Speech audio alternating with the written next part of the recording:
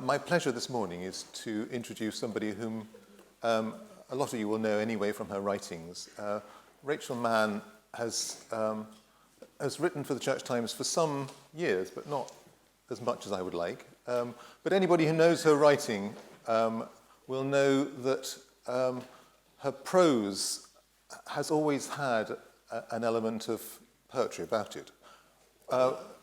Which is quite striking, given and unusual, since she was poet in residence at the Manchester Cathedral for 9 years, and she is a visiting teaching fellow at the School of Creative Writing, Manchester Metropolitan, and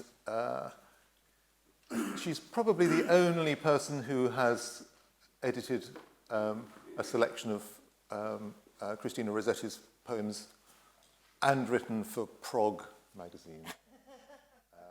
I don't think you know what Prog magazine is. Prog, yeah, so probably think it's some sort of strange logical thing. It's about music, people.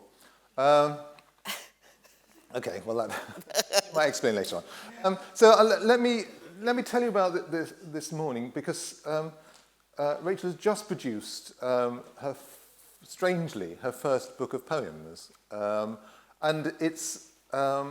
it is a book of poems. There's no introduction, there's no footnotes, there's no explanation, there's no prose. So what we're going to have is some straightforward poetry reading. And then after about 15-20 minutes, there'll be a break in which there's absolutely no pressure. You don't have to think of questions while you're listening to the poems. I'm not going to think of any questions. There might be some conversation, there might be some answers. If there's silence, there could be silence. And then there'll be some more poems. And then we'll see how we get through the morning. We've got a sort of hour together, and I'd be quite... I'm just going to enjoy this, I think, and we'll see where it goes. Rachel, thank you.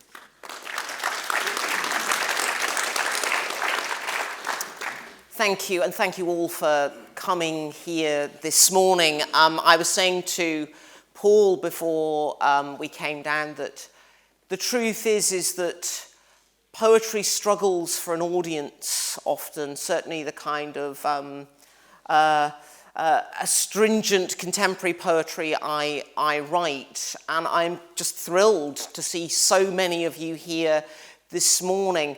It's also worth acknowledging that I remember an occasion at the Church Times Poetry Festival where I followed Malcolm Guite. And I have to say, I'm still traumatized, actually, because he's so good, isn't he? And he's so good with an audience, and he writes the kind of poems which lead and direct, but also open up particular kinds of liturgical moments for us. In a way in which actually, I think as Paul noted, at the end people tend to go, ooh, or ah. And I'm afraid to say, I just don't write that kind of poetry. So you could be in just for the worst morning you've ever had at a literary festival. But I will attempt to actually, I suppose, make my offering. I'm going to read mostly from this collection, A Kingdom of Love. And I will finish by reading from what I think is the central section, even though it's the first section of the book, which is called A Kingdom of Love, and it represents a meditation on what it means to be a priest, a person of prayer, a person of hope, in the kind of disenchanted, rather flat, it seems to me, intellectual world that many of us find ourselves located in, and often in resistance to as people of faith. But I'm going to begin with reading some poems from the middle section, which is called Mythologies.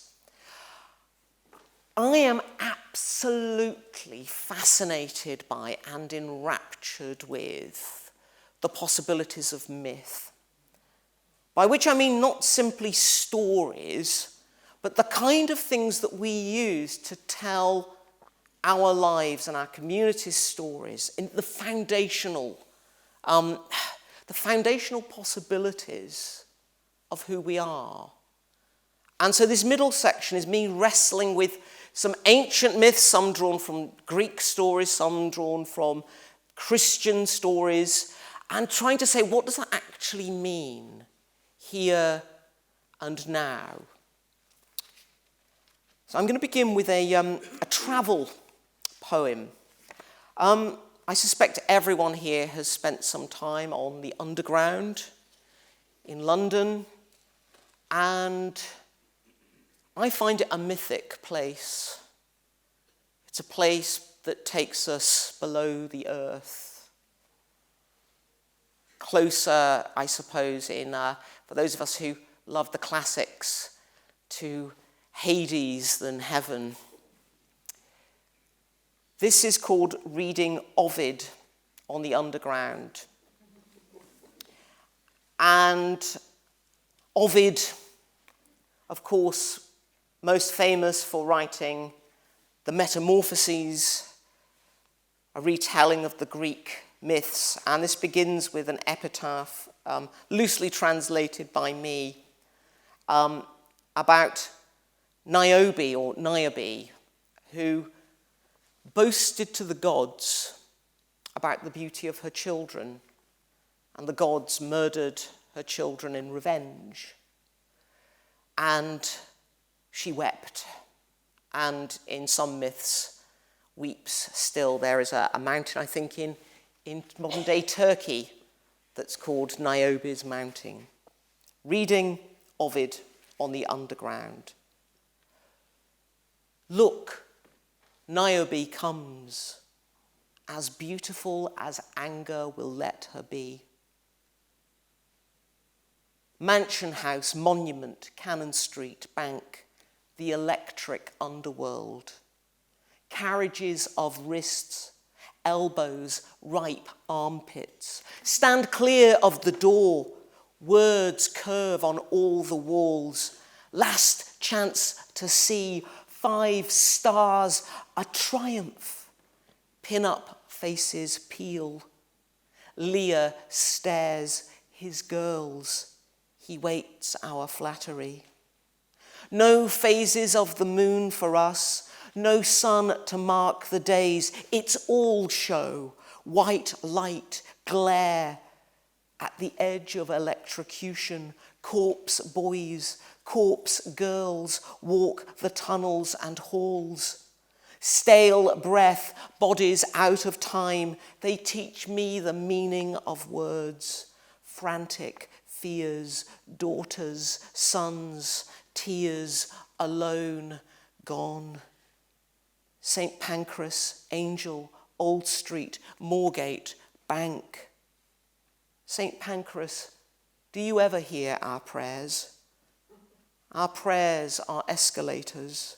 Scala sounds so classy, elevating, but handrails are loops of black. Vinyl prayers spin on. Covent Garden, Piccadilly, Leicester Square, as far down as this world goes, I go down. Staircases move up, topple out of sight.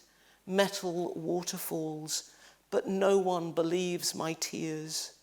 It's Theatreland, everyone a busker here. Michelle, my belle, dry your tears, I say. East, east, all gods arise in the east. East Acton, East Finchley, East Cote, East Ham. Back to the source, through the burial grounds, the navvies board, back beyond the dead. Heaven's the top of a stair, hell's a blur, hot wind, an empty platform.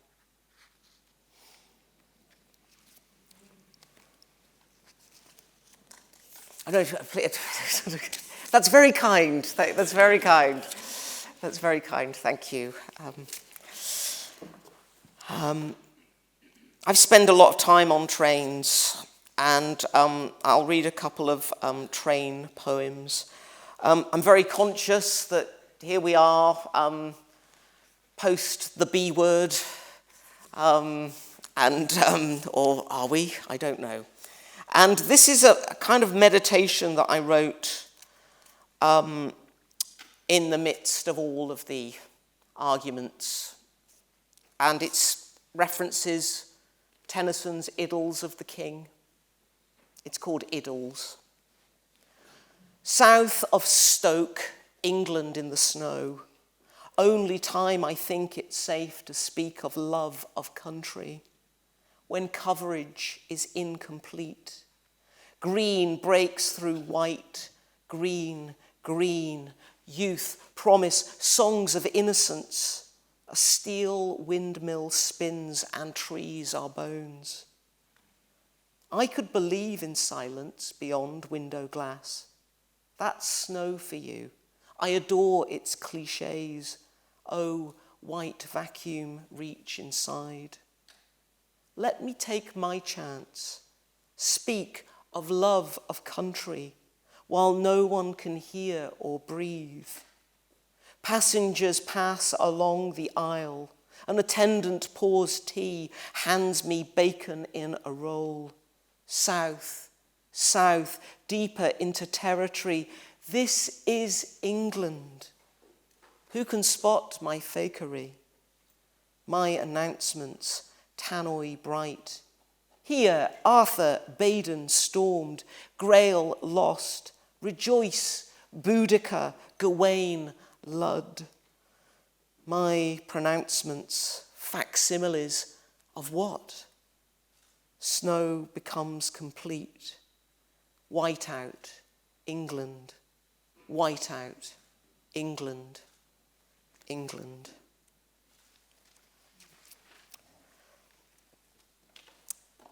And this is called Lex Orandi, referencing Lex Orandi, Lex Credende, as we pray, so we believe. Kind of fundamental principle of Anglicanism, I guess. Lex Orandi. A slow train, I'm carried north to speak of mystery, out and in the divine vision. Windows jolt and I see fields north of Northallerton, ridges grassed over, echo of strip farmers so meagre, long lines of soil, the difference between life and death. Further out, steam plumes where horizon should be. That is what electricity looks like after it's passed on. Finally, Durham, cathedral towers wrapped in white, swaddling, bandages. So this is glory, glory bound. I might close my eyes or pull down the blind, but why should I? It's the inner eye that sees. My carriage companions stare at tabletops, computer screens. The man opposite mutters, a love supreme, a love supreme. His voice, raw winter, a cold rain falls. He knows what I do not.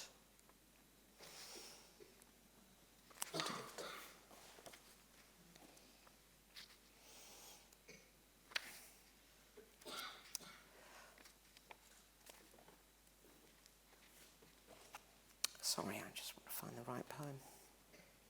And then finally, for a little trip on trains. This is called Parousia. And the epigraph is from a traditional folk song. This train is bound for glory.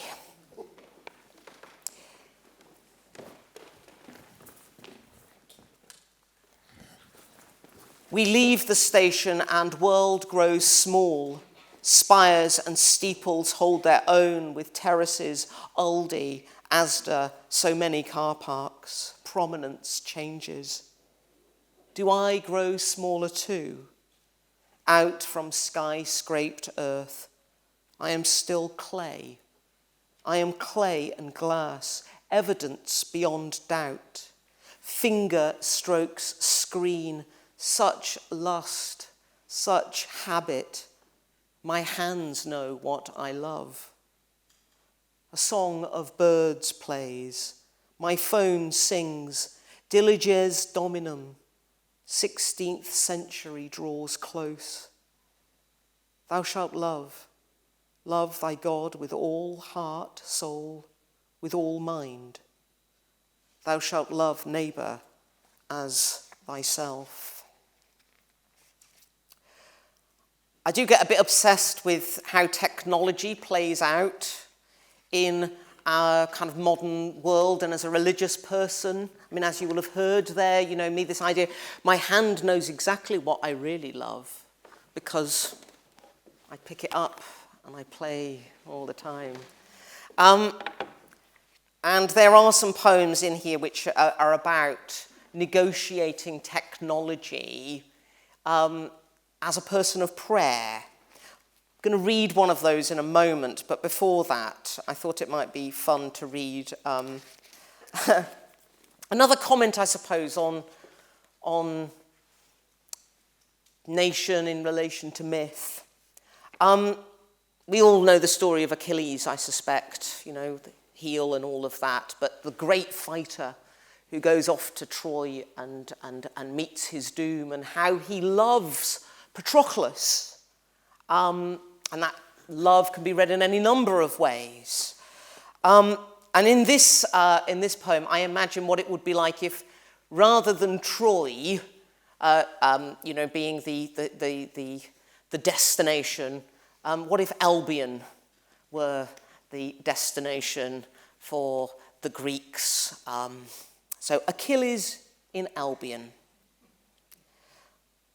We know so little, Patroclus, about praise, you and I, who taste sour limit of skin, pitch and roll in troopships, about praise. Praise, Patroclus, avoids rain, climate is truth, sick fact, grey on grey. Whale road smashes into chalk, our beachhead crumbles. I found relics in the night attack, brittle stars and snake stones. Did they ever know praise? Our enemy lurks in glass towers, icy glow, backlights, people transact, tap, tap, tap, zeros and ones, tap, tap, tap. Near praise, not near enough. And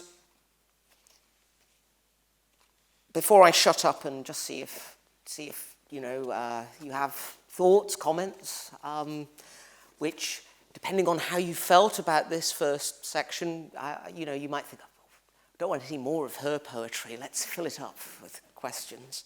Before we come to that, a very personal poem. I guess my favourite office of the day is Compline. There is that sense of it. There's night prayer, pray, and then sleep. There's nothing else left to be done. So go and sleep. But like most people, or certainly many priests, I have all my stuff on a phone now. So when I say night prayer, I'm looking at a backlit device. And I suppose it's a sort of meditation on that and where God is. Compline. Night, and my offering is due. I have electronics, touch screens, apps. My stall is cold. A candle casts white flush of death across my hands. Sacrifice, the ever sacrifice. Table, bread, wine, flesh, flesh, flesh awaits, deeper in the dark, further away than ever before. O God, make speed to save us. My knees crack on stone. O prayer, Holy Ghost, come. If all things defend us from perils, dangers of night, I search whitewashed walls for glimpse, flick of feather, magic light, dove. I look down, backlit icons await my grasp.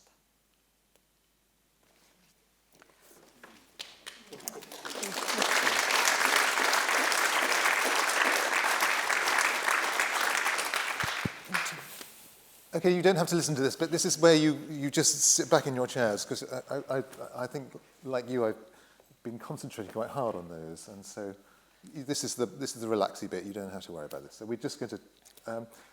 What comes across to me certainly is although these are very spare poems, there's a fleshy richness to them. The flesh. I mean, and yes. in quite a lot of them. And, yes. And the one at the very beginning of the book, which you haven't read, but you might read later. Yes, I will be reading. Okay. Yes, Well, read, there's a particular word in there. I think, well, that's not a poetic thought, but as well as the immediacy of the flesh, you do what a lot of English people do, which is to perceive layers of sediment beneath our society, at the same time as the immediacy, and I'm getting quite a lot of flavours going down through those poems. What level do you think you're writing at? What comes first? Is it the top layer, or are you aware of something below?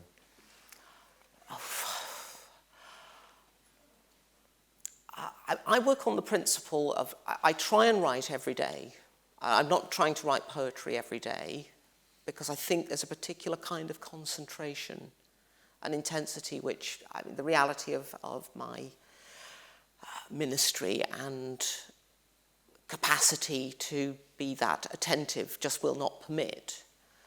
I don't know if this helps, Paul, but I'm very much see myself as a craft person, really, when it comes to poetry. And that's not to diminish the craft, but in a sense to remind ourselves of the need for the discipline, the sense of being alert to the rules and how those rules can be bent or broken or developed. And so quite often what I find myself doing, and I think this is something which is very common with a lot of poets and surprises many audiences, is that I could start off with a poem, and at the moment I'm trying to write a new sequence based on the Medea myth. Mm-hmm. And I ended up with reams and reams and reams of stuff, and it could end up that I might have 5 lines left. And, in one sense, part of the reason that Medea is interesting for poets, or certainly the poet that I am, is that, notoriously, she murders her children. And there is a sense in which poets are all, we're always looking to kill our children.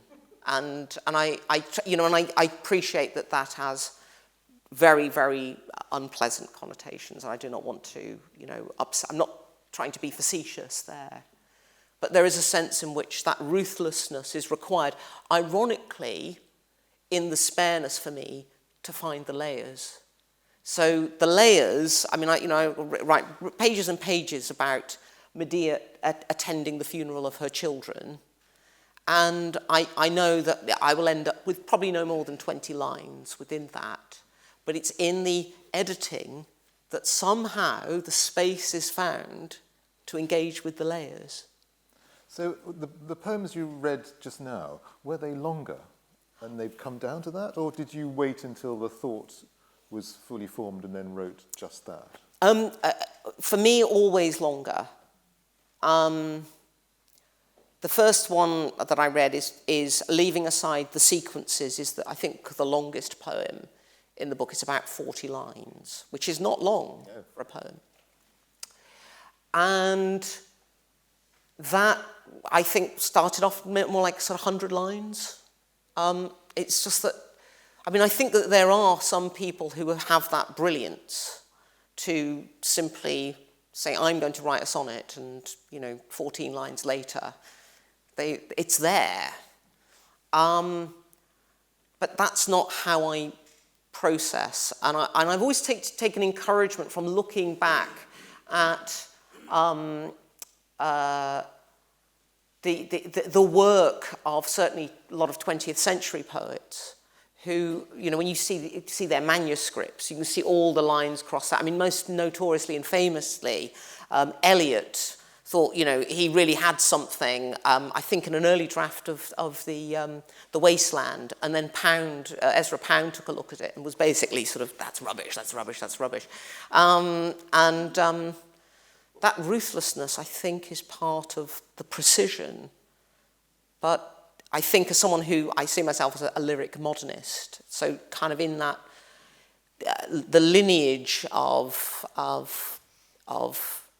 people who emerged around the earlier part of the 20th century, the futurists, Pound, Eliot, that there is a sense in which one has to play with the language, but also recognise that this isn't simply undisciplined. And indeed, so a very final point, one of the things that I used to do, partly as an encouragement of Michael Simmons Roberts, is, because he used to do it when he was a developing poet himself, is set myself a test of trying to write a sonnet in 15 minutes in the morning. And it's always, I was going to swear then, it's always rubbish. But form tells us what we can say. And I think that although this looks very much like free verse, there's terza rima in there, there are sonnets, and it's that form is permissive and limiting. Okay, I get that. Yeah. Does anybody else want to, because I imagine quite a lot of you people out there write poetry. Certainly you must be familiar with a lot of poetry. Is there anything you'd like to say? We have a microphone. You said, be alert to the rules. Yes. Could you comment a little bit about the rules? What rules? That would be helpful to me.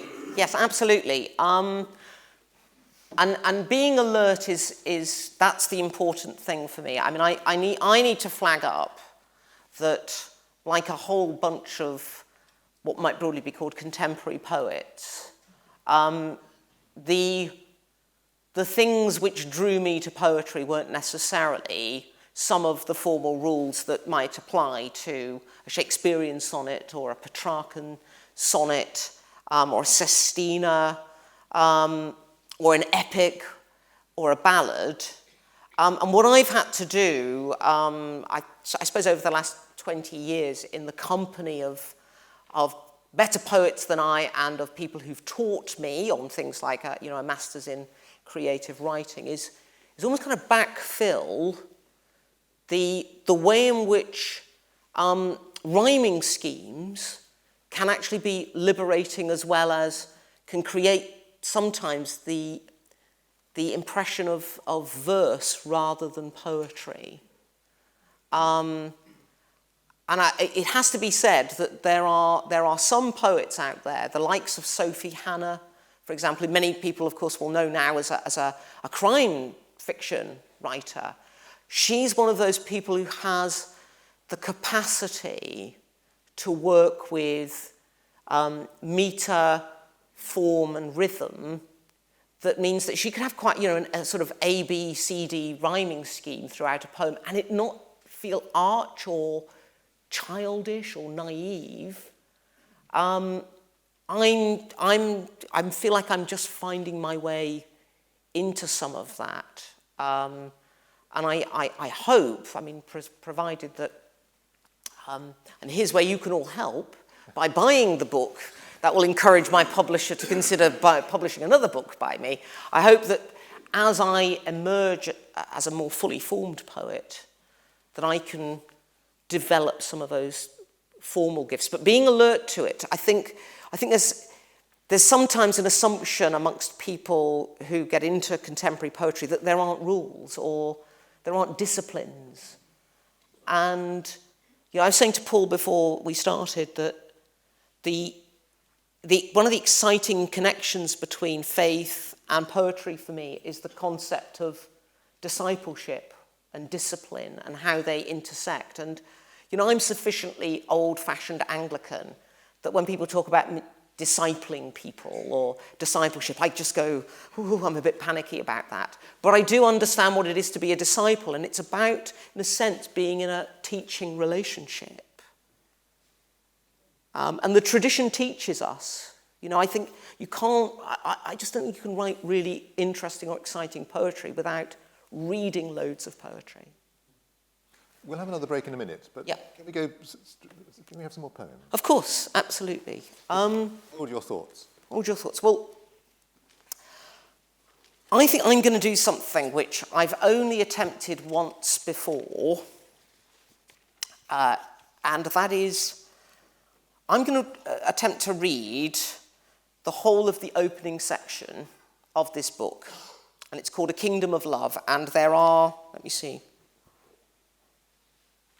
15 poems in this section, but some of them are incredibly short. But for me, this feels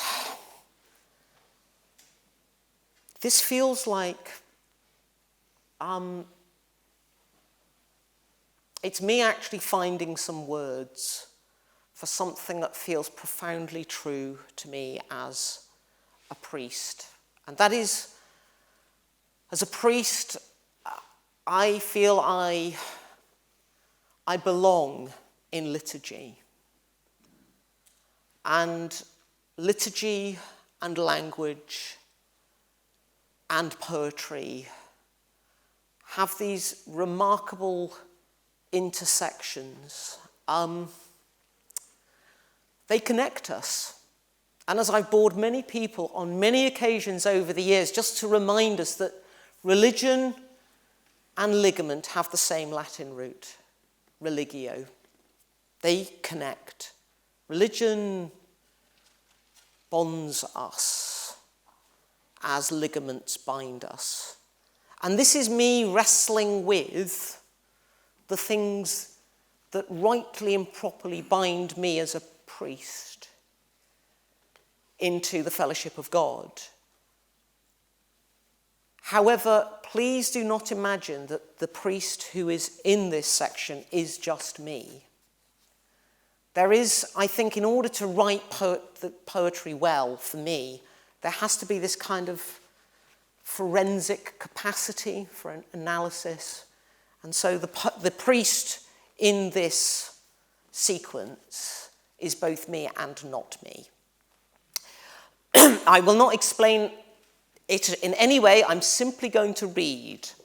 If at any point you're thinking, what on earth is she going on about? Please try and touch the mood if you can.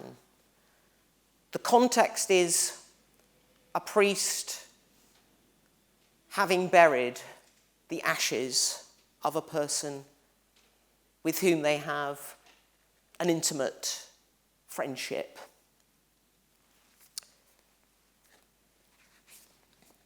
A kingdom of love. There's blood between us, love, my love. Christina Rossetti. A poet's words can pierce us. Ludwig Wittgenstein. A kingdom of love. I return from the garden of remembrance. I wash the dead from my hands. I sing the versicles for evensong, O Lord. My larynx trembles with mucus and awe. Collect for purity. I try to form prayer's capital word on my tongue. O sweet imagination, give it shape enough, love. Love should taste of something. The sea, I think, brined and unsteady, of scale and deep, and all we crawled out from. Of first day, the spirit's debut, the frantic dove torn apart, her feathers ash on Eden. Yet of that which we cannot speak, we must pass over in silence, Selah. The Spirit itself maketh intercession for us, with groanings which cannot be uttered. Fides quaerens. Am I required to believe in the uncorruption of saints, the mother's timeless womb? There is limit. Even if limit is never drawn, I cannot give an instance of every rule. I don't know what believe in means in the vast majority of cases, which is to say, I think it enough to acknowledge glamour of words, relic, body, bone. I think mystery is laid in syllables, syntax, miracle, a kind of grammar, milk to train the tongue. Ubi caritas. We learn the world, the first world of love and drool and sweet milk through lips. What surprise that prayer shares a language with kisses? The ordinal. I've lived for the feelings of others. That's a listening of sorts. What have I learnt?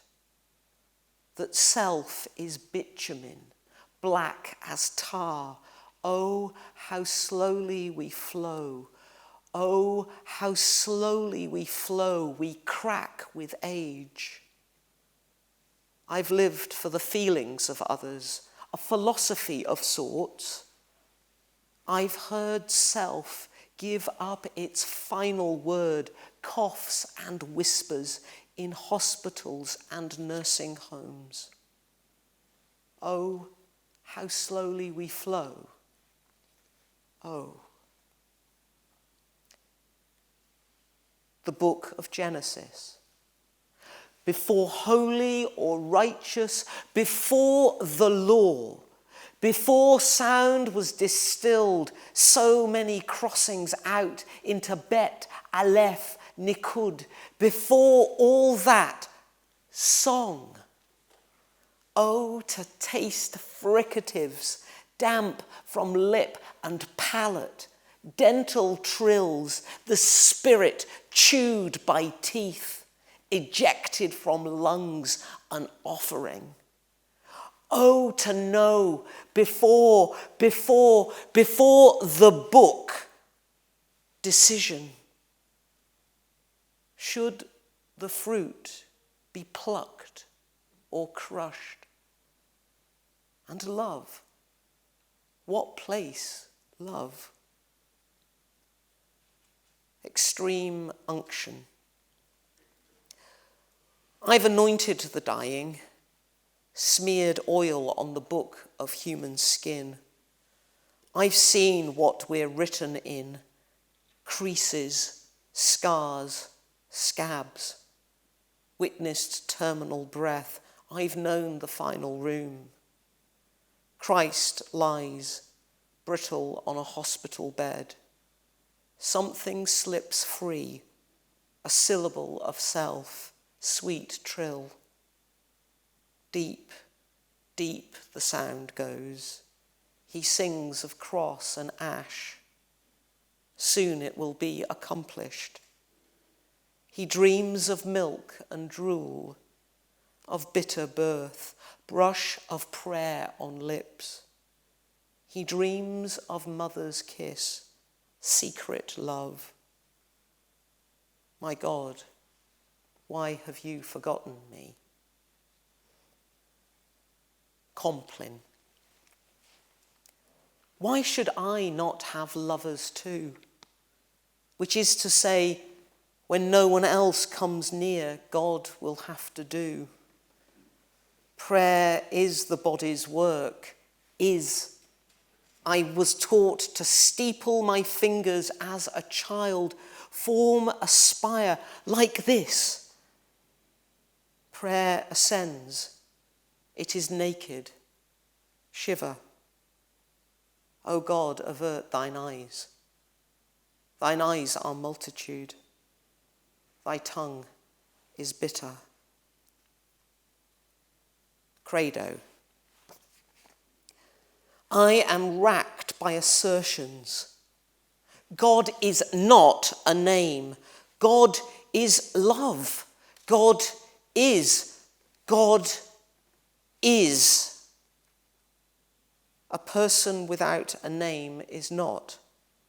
That is one of history's truths. I have seen the films of the camps where names are erased. If God is to be claimed as lover, I must multiply names. Pneuma, the three-in-one, mother, tetragrammaton, Al-Wajid, Bhagwan, Diabolos, Jesus. Jesus puts a tongue into my mouth. I am. A kingdom of love, too. If the world is all that is the case, if it is the totality of facts, not of things, what then of prayer? I sit in church, say authorized words, the Lord Almighty grant us a quiet night and a perfect end. Amen. Say them out loud, though I'm alone. That is how it is at this hour. I make my singular witness, offer the fact of prayer, a formula, and more, the compromise of centuries made valid. What matter is it if there is no God to validate? The conditions lack, prayer's a game and a fine one. Our help is in the name of the Lord, Selah. Night after night, words lock into place, a game without novelty. There is no reference point, no object grounding it beyond anticipated love. Gloria. 1. At matins, I say authorized words. O Lord, open thou my lips, and my mouth shall proclaim thy praise. Say them out loud, this uttering by rule, a glory of mouth, love as call. A bird desperately sings your black dust words from a city tree. Ile, ile, lema sabachthani. O glorious hour of need. A mating cry, the last departure, exile, world. 2. Accept my body as transgression, my lungs for greed, guts for sloth, my bones for pride, and envy my loins. Receive my tongue with all its honeyed compromise. There will be tears. My skin, confessional, a slate cleaned. 3. Sin is hymnal, body's original psalm. It is love chorale. Never forget, never. Rome used criminals as victims in feasts, as Icarus thrown from a roof, dismembered as Orpheus, castrated as Attis. Imagine, mouth, skin, bone, to sing such sweet mar, broken, such sin. 4. I kneel at communion rail, and I might believe light can be sour, the moon red, that I kneel at world's rim, a herald. I might believe in return, his discalced step, sensitive as a fox's, a tap and scratch on stone, his scent pelt and forest, that this is what new creation smells like, an unlearning of words. Catechesis. In college, we learnt morning and evening star are not the same, meaning different from reference. Thus, he who fell could be Venus, his magnificence so bright it challenged the utter uniform of dawn. Lucifer, a point of flame, plunges earthward, black comet, enough to draw crowds to point and gasp, to ask the question we ask when nature, faith, abandons its course. What private prospect dies in this display? The Apocalypse of John. 1. We gather at church door for a body, and perhaps this is creak of last day. 10 of us, eyes downcast, behold a universe in pavement cracks. I hold a word in my hands, eleison. I whisper, in God nothing is ever truly lost, but already a seal is broken, and I am sick of rain and storm and pale horse comes to my door, and perhaps this is last day, and rain, and angels silent in heaven. And dare I believe in God nothing is ever truly lost. 2. A body dies and I sing requiem. Man hath but a short time to live. Man hath but the validity of material things.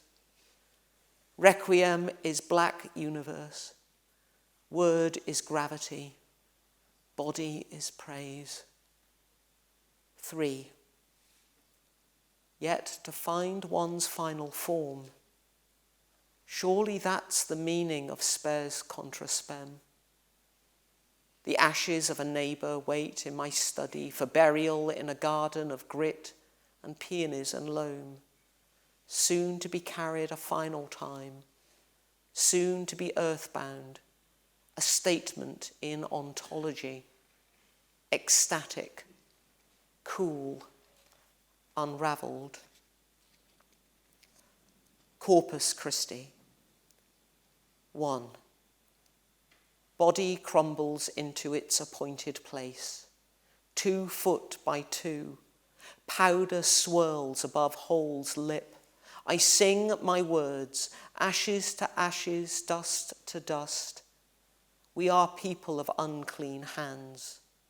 As I pour damp afternoon into Sheol, my skin dark with soil and burnt bone. Take me with you, the dim day responds. Take me, priest. We understand each other. Let us thrive. 2. Body crumbles into its appointed place. I survey life everlasting from grave's lip. Witness flesh give consent to earth's forgiveness. A ministration of worms and death no more. I scrape from the tub the last of self's gritted truth and walk off, sure of nothing except soil and winter, that our end is a wreckage of heaven. A kingdom of love. 3. If in the resurrection I shall be raised to congregation, face to face, all eyeless skulls, so much dust ached with near forgotten form, a finger, teeth, tongue. If so, I shall know only you, all else washed clean, virgin robes, metaphor for the begin again. If I am raised, I shall not care if you will be like unto severed hand, forgetful, free, and I the stump, mourning. And if on that day poetry shall be done with its need of hearts, I too shall walk glory bound, a kingdom of love. I shall sing other songs, separate and singular, joy.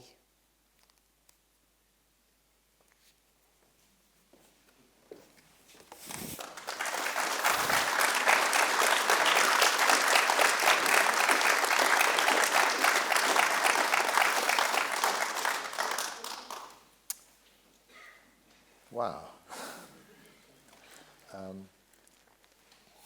My usual relationship with poetry is with the text, and the point about that is you can go at your own pace. And so there were times when I thought, I didn't catch that. And there were times when I thought, that I want to take that further. I want to follow that word to where it goes. But of course, with the text, you're just relating to the words, whereas here, I've heard the poet describing her poetry at the same time as reading it, and that's it feels quite like a dip of cold water, but at the same time a very authentic voice for this, which is very helpful. Thank you. I don't know, but I feel I want to congratulate you for staying with us. Yes, thank you. Yes. You've looked at your. How It's just we've got. Yeah, sorry. It's not that I want to. I suddenly feel I have that performer's anxiety where I'm thinking, oh God, does everyone hate me? You know, because I've just gone on and on and on. So I'm there thinking, ooh, but we've got about seven minutes. Fine. So. Well, you don't have to react. I mean, I'm not feeling particularly up to reacting to that very significantly. But if anybody's got things they would like to say in response, then please do. Thank you very much for sharing your poetry with us. And my question is not so much about poetry, actually. I was intrigued by what you said about saying the daily office on your iPhone, which I've been doing now for about 5 years. And part of me says, well, it's more convenient than carrying a pile of books around. But there is something about it which actually makes me feel connected in a way I don't when I'm just reading a book. And I wonder whether you have any comments about that. That's really, really interesting. I'm not sure I've got any developed comments on it, but the connected word is really striking, given what I was saying about ligament and religion and connective tissue. I guess, like a number of people, perhaps as a Generation Xer, as I believe we're called, I feel I have a slightly compromised relationship with technology. I grew up without mobile phones and was formed before them, and now I find myself dependent upon them and dependent on the technology. And so it's interesting. As soon as you talked about feeling connected, I wanted to say, yay, yes, that's right. And then thinking, but that also generates anxiety for me and distraction. And there's a difference between distraction and connection, I guess. And as someone who tries to take seriously my sort of vocation to prayer, and particularly to try and locate myself in God, I want to go on retreats, and I do take retreats. And at a retreat, intriguingly, what do I check out?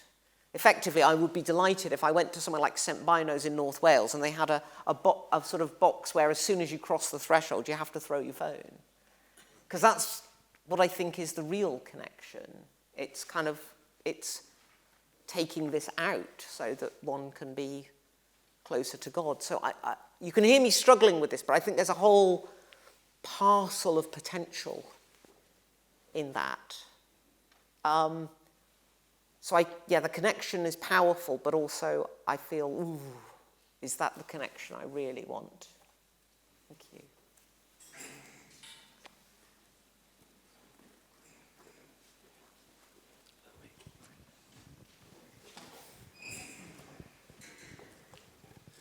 Thank you, Rachel. One can only, I think, give an off the top of the head or off the top of the heart response to what you've said today, but a number of things occur to me. I was very struck in this second set of readings by the repeated use of imagery of tongues and lips and mouths. I suppose it's sort of like oral poetry in a new sense of the word. But it also reminded me of, I wondered if you knew it, the poem by Tom Gunn, For a Birthday. I have reached a stage where words no longer help. And it always seemed to me that poem, which is a poem to his lover, is an ideal poem about one's relationship with God. And just those last two lines I wanted to share with you. The sweet, moist wafer of your tongue I taste, and find right meanings in your silent mouth. And that was just one of the things, many things that came to me as I was listening to you, so thank you for that. Thank you. I think that's a wonderful reminder of the potent physicality of Tom Gunn's poetry, which has been taken up as a thread, really, by the contemporary poet Andrew Macmillan.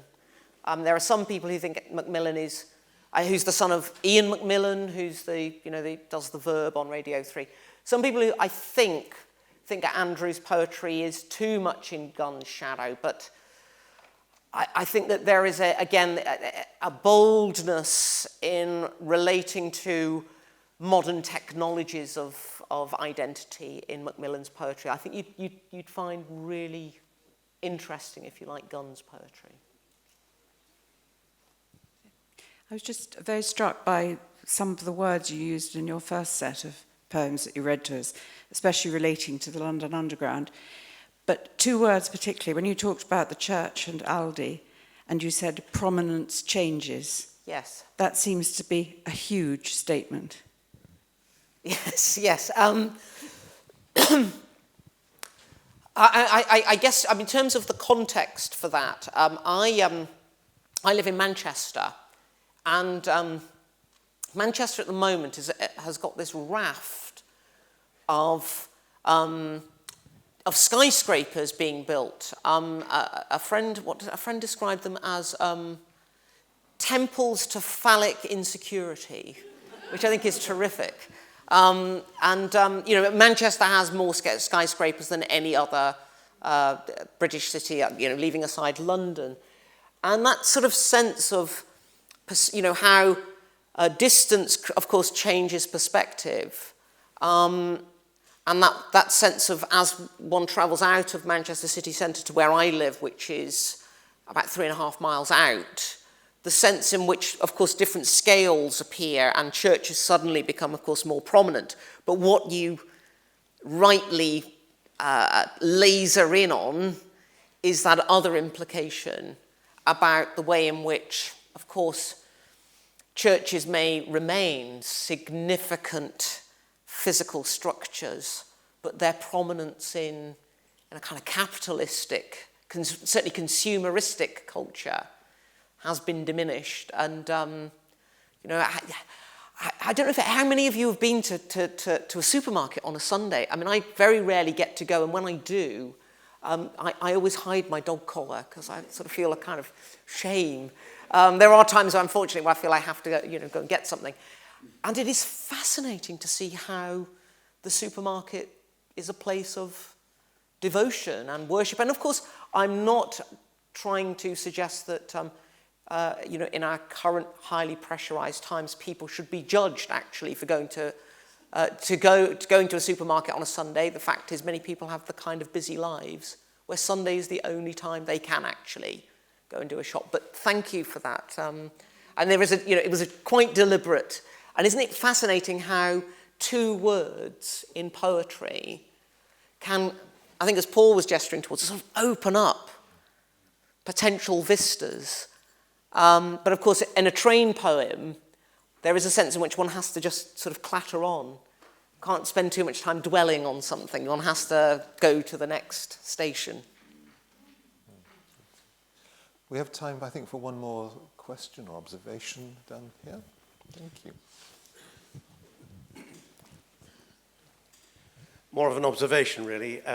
As a priest, I thought that the last set that you said took me very deeply into many places where I've been, and I expect for all of us, whether priest or not, the graveside is a particularly potent place. And I just wanted to thank you for taking me through 30 years of ministry in about 5 minutes.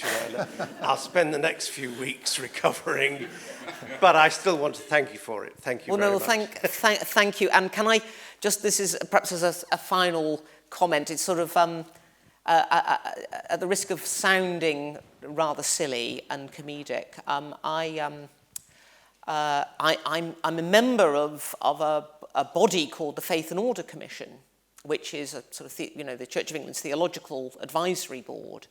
And at our residential last September, a very grand theologian who's on the board came along with copies of a new history of Anglicanism that was just coming out in these sort of huge tomes.